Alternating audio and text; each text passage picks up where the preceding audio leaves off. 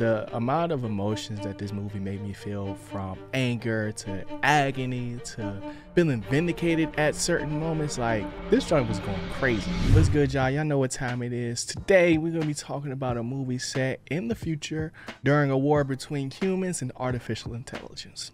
Now, this isn't your everyday iRobots type situation. These robots are not only sentient, but also live amongst humans as one people. If you haven't guessed by now, today we're going to be covering none other than the creator.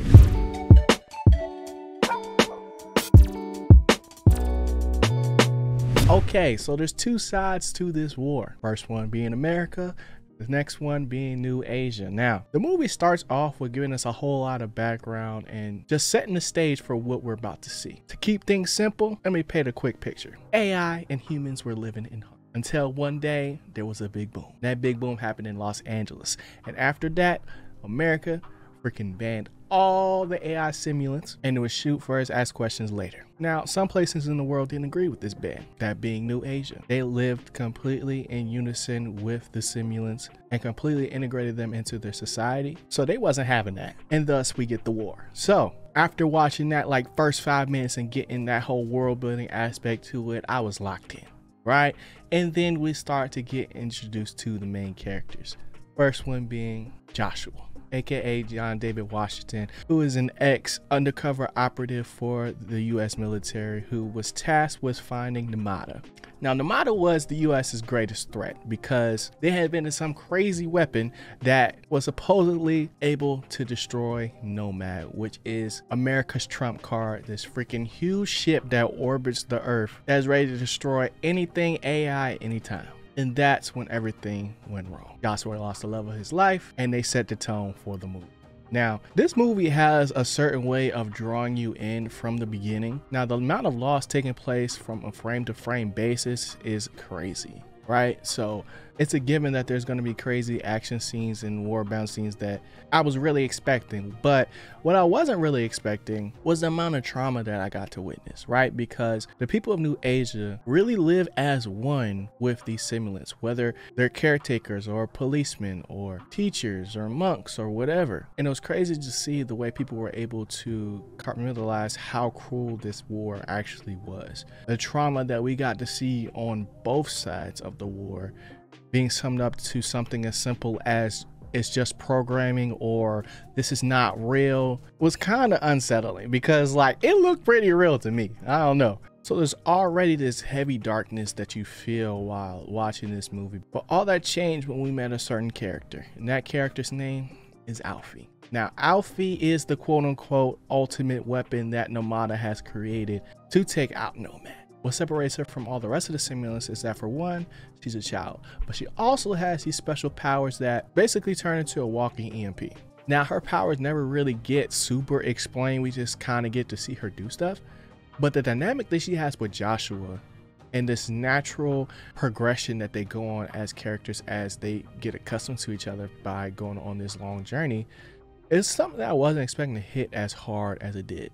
And I think it's because even though Alfie is an AI simulant, they were still able to create this certain innocence that really worked well with the tone of the movie. It did things like replacing the idea of something being dead with just saying that, you know, it turned off. Using that as a caveat to the reality, which is a lot darker, brought a certain light to the movie where it just messed me up on so many different levels. Because it really just made me care more about Joshua and Alfie in general, because as Alfie was going out and seeing things for the first time and seeing the bond that, you know, her and Joshua was able to make over the course of this movie, like, it just does something to you.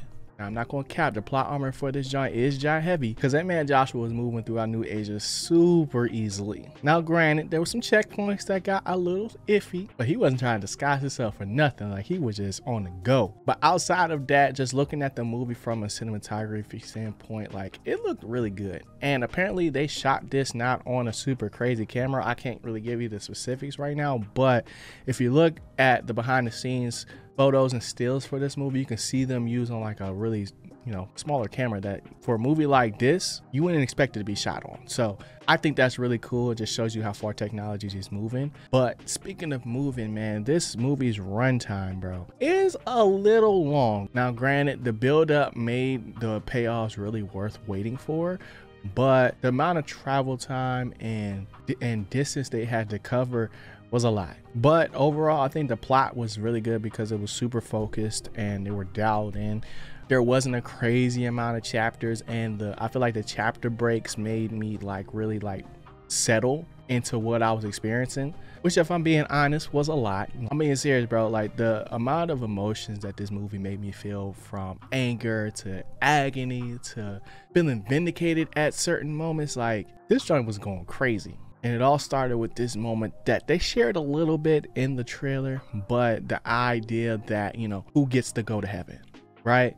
I really almost cried multiple times watching this joint because of just empathy, bro, because they was really going through it. I mean, I don't want to get too deep into it because I want y'all to go watch the movie, obviously, but I'll just leave it with this. Like, the movie really affected me in a positive way, but I'm not really sure why. Like, when I left the theater, I felt a little empty just because of how it ended, which was like with the resolution, obviously, but then it's like, wait, no, but what's going to happen now? Like, they really made me care about what was going on, and not just the main character's life, but the rest of the world, bro, because at a certain point, like, winning one battle isn't going to win the war. It's going to take like legislation. It's going to take World Summit. Like, there's so many things that they could get into that I really feel like this story is bigger than just this movie. Now, there isn't no end credit scenes or anything like that, but the movie really just left me pondering, bro, and I really like that, which is why for a G-File score for this joint, I gotta give it a 9.5, bro.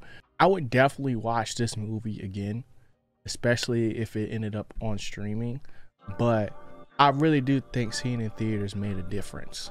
Now, maybe that's just me. I might have a bias when it comes to that, but I don't know, man. I was just really locked in when I was watching it. So let me know what y'all think in the comment sections below. And I definitely recommend this joint if y'all haven't seen it already. So I'm going ahead and head by here, bro. Appreciate y'all for tuning in. Hit that like button, hit that subscribe button. I'll holler at y'all in the next video. Y'all be easy, y'all know the vibes. Always keep growing, see you going. It's me, your boy G, and I'm gone. Peace.